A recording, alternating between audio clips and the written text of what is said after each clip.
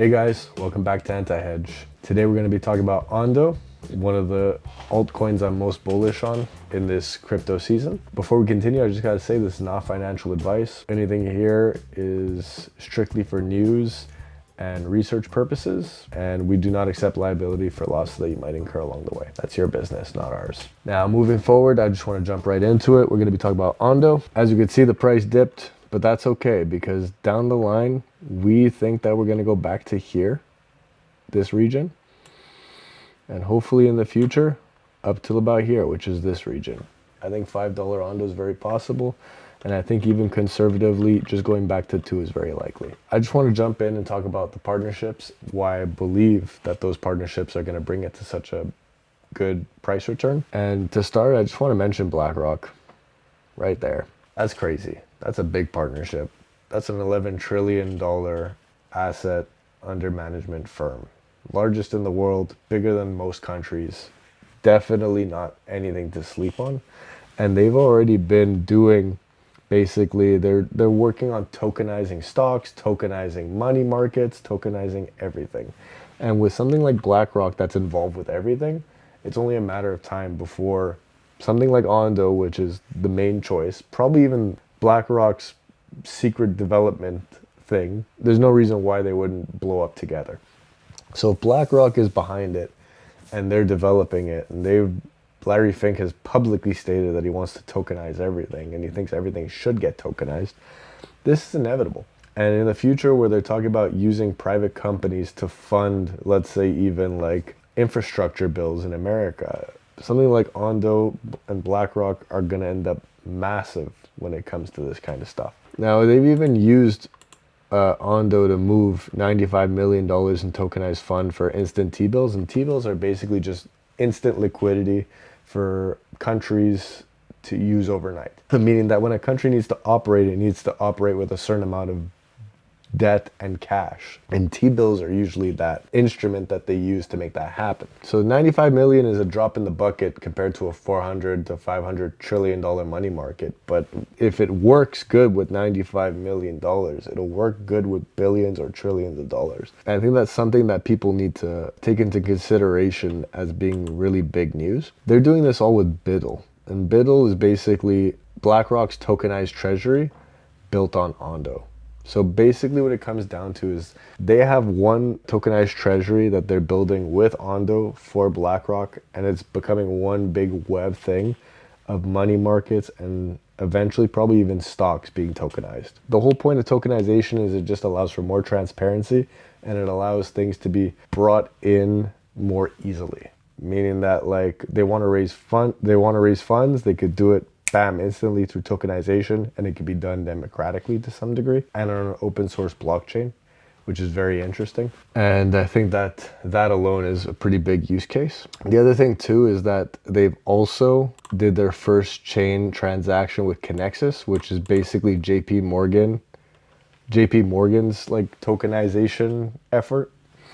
So JPMorgan, Chainlink, and Ondo together to create basically the first transaction on Kinexys is only a matter of time before more banks like JPMorgan and pension funds all follow the same thing.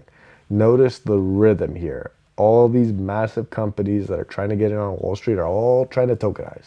Tokenization and real world assets, RWAs, are inevitably going to be the biggest thing in this decade. Bigger than AI, because guess what? At the end of the day, all these AI companies are going to get tokenized. So it's even bigger. It's going to be even bigger than AI, which is already massive.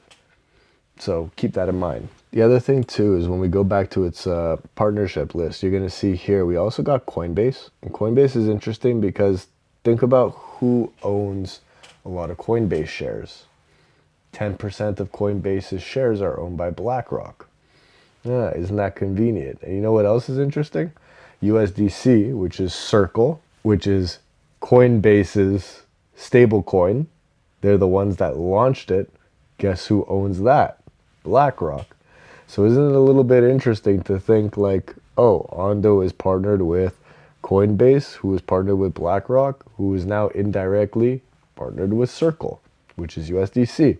So it's almost like BlackRock is already putting itself into a position where not only is it going to control the money market funds, it's going to control the tokenization of stocks, it's also going to control the tokenization of dollars. It's why Tether has been getting hit on the head with a hammer over regulations, even though they're the most regulated stablecoin and they're the biggest one. It's because BlackRock is trying to push USDC in front. They want USDC to be the main one because they're like, we've invested into this. This is our project. Now, BlackRock is probably an evil company, and I don't think Larry Fink is much better, but the reality is that here they are, and $11 trillion behind this project. It's only a matter of time before market share comes into it, and I'd rather the average folk get in than have only the billionaires and the Wall Street guys get in. The average folk need an opportunity to get something from this shift. So that's another thing that was on the list of the partnerships here. There's another one here that was interesting as well, is Franklin Templeton. So that's another large hedge fund. And I wanted to put that into the microscope here because they're using the OUSG2, which is the tokenized money markets.